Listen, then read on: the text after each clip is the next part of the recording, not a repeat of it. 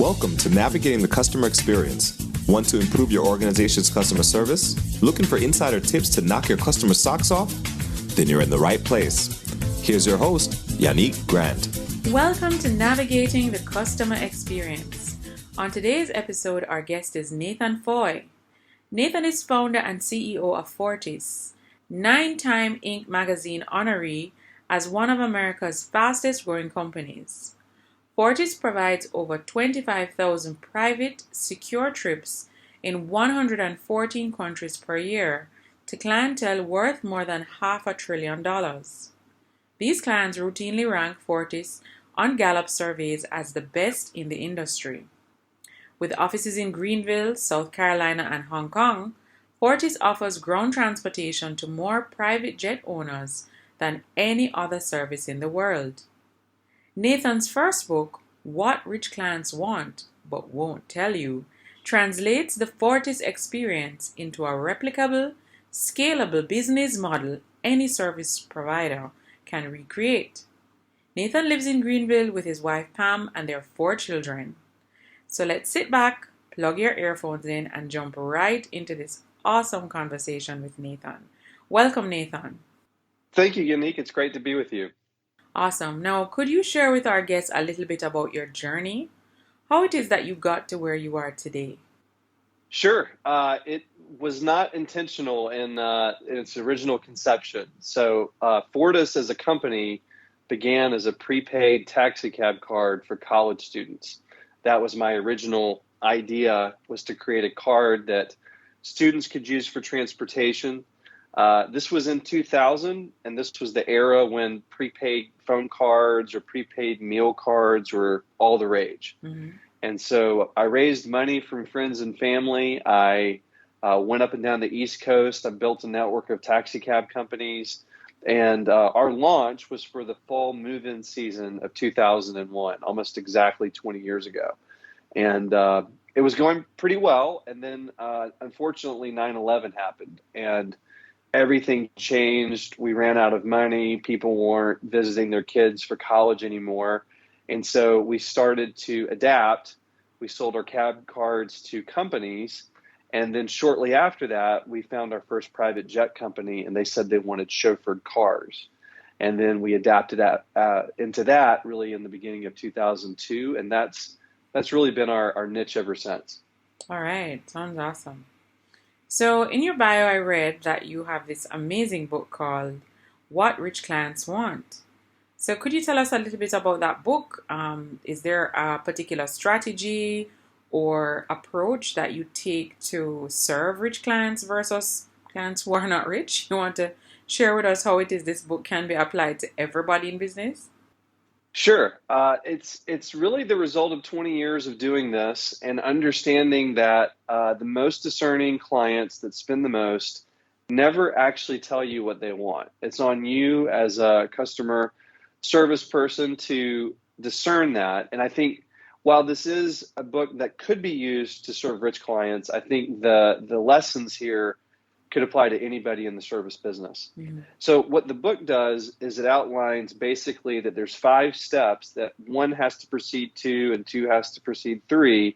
And if those are all there, then you can have a system of service that really leads clients into more than they expected they could get. And I think when you have that, then you can really create loyalty that lasts. All right. You want to share with us what those steps are? Sure. The first step is professionalism. And so just kind of owning the introduction, owning the beginning of a relationship, the first impression is super important. And we give a lot of practical tips to that. And then the second step is problem solving. So actually taking a problem that they have, seizing it and acting as if it was your own and solving it so that they can see that you have competence in what you're doing. Mm-hmm. The third step is concierge. So that's actually not just solving the problem, but anticipating even unspoken needs so that you can see around a corner and make something happen proactively. Mm-hmm. The fourth step is security. So having a layer of security that complements all of those things, but not at the expense of all of those things. Is very, very important. And these days, Unique, it's more about information, reputation, security, those kinds of things, than it is physical security in most instances. Mm-hmm. And then the fifth level, the highest level, is really elite. And that's when you start to begin to push out the boundaries on what's even possible. You'll know you're at this level when the client starts to refer to your company as a verb. We have clients that call us and say, can you just Fortis this? Whatever that is that you do, can you just do that to this? And that's a really good sign that they don't know the secret sauce, but they just want you to apply it to what's in front of them. I like that. I like the fact that you gave that analogy just now, that they coin it as a verb. It's almost like Google. Like before the age of the internet, Google wasn't even a word, let alone a verb. I know when people want to find anything out there, like just Google it. I mean, it's just so amazing that 10, 15 years ago, that word just, it just didn't exist. It's just not something people would say. Absolutely. All right. Now, customer service has been really impacted. Customer experiences across different industries, across the entire world, all 7 continents have definitely been impacted by the pandemic. Can you share with us maybe what are maybe 2 or 3 things that you've seen emerge as needs that customers are looking to be even more fulfilled since the pandemic? Absolutely. So the original environment of it, I think, really led to us creating not just the standard things, masks and things like that, sanitization of surfaces, but we really tried to say, okay, what is kind of a level above that might be unspoken, but that our clients might desire. And the thing that we arrived at was, particularly, in the pre-vaccine environment, having a chauffeur contacted 2 or 3 days after the trip for a principal, just to make sure that in the intervening time, the chauffeur hadn't experienced any symptoms. And so there are many clients that said, I love that you do that. Everybody's got testing and everything. We've got temperature checks and all those things. But, the one thing is that the person could be asymptomatic and a day or two later get symptoms. And that's kind of next level. And we had a lot of clients that really complimented us on doing that. Practically, another thing that we've implemented is partitions are just a much bigger thing in vehicles now than they used to be. And so we wanted not only to provide that, but we had to kind of stand up, how do we do this so it doesn't look like you just ran to Home Depot and put it together and make that standard across 1,000 cities that we serve. So that was a fun challenge as well. All right. Okay. Now, Nathan, one of the things that your book mentions, right, as it relates to professionalism, you had mentioned the 5 tiers that are required for you to really deliver that, supreme or extraordinary level of service. What are some of the, I would say, approaches that organizations need to take, maybe leaders, in order to ensure that their team members are practicing these behaviors or competencies, especially if it doesn't come naturally? Let's start maybe with the first 2, professionalism and problem solving. How can you build strengths or strengthen the competencies of your team to ensure that they're demonstrating these behaviors with the customers? Sure, it's a great question. So I would say before we get into the behaviors, it first begins with mindset. And the mindset has to be that you are honing a craft and not doing a job. And what I mean by that is that if you want to make customer service into a career, then you have to make it uniquely yours and be a student of it so that the service Unique offers is completely one of a kind over time, and only you can be you. But you also have to do that in concert with an overall brand that you're continuing to hone and refine too. Mm-hmm. So we have chauffeur partners, and we have conferences twice a year where we host them and go over kind of just aligning and making our services better. And that's one of the first things I do is just say, are you doing a job or are you doing a craft? Because quite frankly, if someone's just doing the job, and this is just here to pay my school bills, or this is just something I'm doing in between gigs, we don't really spend a lot of time with them. We don't really seek them out. because they're not really going to want to ascend to elite status. So I think that's a pretty important thing just to begin with. All right. Would you like me to get into the two that you mentioned? Yes, please.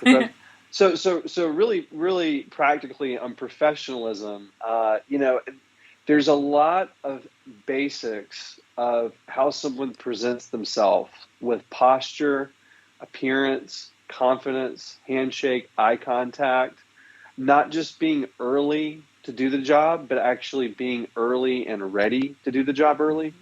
Those are things that I would just say we don't presume that people know and scold them if they don't know. We kind of assume that they don't know those things and start training them on it. And that involves extensive use of checklists. And again, we're looking for people that are not offended by a checklist. It's not saying you're incompetent or you don't know what you're doing.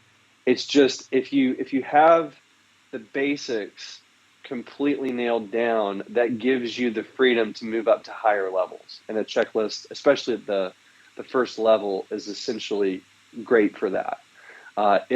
If a client, especially a rich client, doesn't like you, they're not even gonna tell you why they don't like you. They're just gonna text their assistant and say, I don't want to use this person again, and you'll never know why.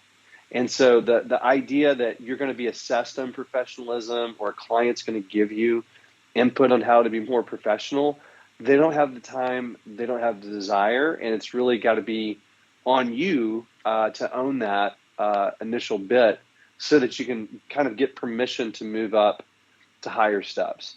On problem solving, a real quick and easy way to begin with that is to just look for the most common problems that your clients encounter and build systems for that so that you can be really ready when they have that.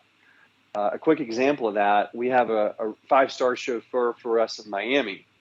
And over the years, he's noticed people land at the airport, they want to go to a drugstore, and then there's a core list of things that they're getting at CVS or Walgreens. And he's created what he calls his magic toolbox, but it's basically in his console. So now when somebody lands and they say, I just need to go to CVS, he says, well, if you don't mind me asking, what is it that you need? Because I may just have it here. And then they ask for 1 or 2 items, he has it, and he's immediately established competence with them that goes to a deeper level of trust. And now the whole world of what's open to the client and what this person's capable of doing has really opened up. That's brilliant. I love that. That's like giving them what they need before they even know they need it. Yes. I love it. All right. Sounds amazing. Okay, thank you so much for sharing. All right, Nathan. So could you share with our audience, how do you stay motivated every day? I can imagine that dealing in a business that is catering to clients who are rich, because of course, rich people clearly have, yes, they have choices, but I'm sure their choice of business is a little bit different than a person who is, probably on a budget. And so with that in mind, maybe their demands are higher, their standards are higher. And it can be frustrating sometimes, I can imagine, especially when you're dealing with somebody who, the average person would deem as difficult. So in managing this business and running it for the many years that you've been in it, how is it that you stay motivated every day and you don't get discouraged by comments or, just things that customers may say that makes you even wonder, I don't know if it crosses your mind, but, do you ever get to the point where you say, why am I doing this? Why am I serving all these spoiled rich people? Sure. So, a mentor of mine once told me that if you're hard on yourself, the world is easy. And if you're easy on yourself, the world is hard. So I would say it begins with the mindset of I'm my own biggest critic. And then we as Fortis are our own biggest critics. And we really lean into those challenges that clients give to us. And then every week we have a company meeting and we gossip good news about each other. We do recognitions and we're saying not just good things that each of us has done, but really we're kind of taking the time to go through each thing that's been done that we want to congratulate and tie it to one of our 5 core values. And then that just helps to recenter us in, oh yeah, we do value that. And that's an example of that. And I can learn from that. And if I did something like that, then I'm going to be recognized for that too. The second bit I would just say is that, I'm a firm believer in making your goals for the year. We actually break them up into 6-month periods and making them known because, every week or 2 weeks as a leadership team when we're going over our goals for the semester, it's a great way to just recenter you on, it's not about how I feel or, about this one service issue that we had. Overall, there's these big things that we're gunning for, and we're doing that as a team. All right. Awesome. Okay, could you also share with our audience, Nathan, what's the one online resource, tool, website, or app that you absolutely can't live without in your business? Well, I guess, are you referring to something that's available to everybody? Yeah. Mm-hmm. So it's a good question. I would say for us, LinkedIn has been extraordinarily valuable to connect with our partner chauffeurs and to our clients. And so particularly when there was, just recently the COVID outbreak, that was a terrific way to communicate up-to-date information, and then vice versa, for us to get up-to-date information. And one thing we learned through that, which I kind of already knew, but we found that it was even more true than I thought, was our global network of service providers are some of the most informed people in each location. So, people were like, maybe thinking about traveling to Paris, and a phone call to a chauffeur security person in Paris would tell us way more than you could just get on the internet. So staying connected through LinkedIn was really helpful for that. All right. Thank you for sharing. Could you also share with our audience maybe 1 or 2 books that have had the biggest impact on you? It could be a book that you read a very long time ago, or even one that you've read recently, but it really has impacted you.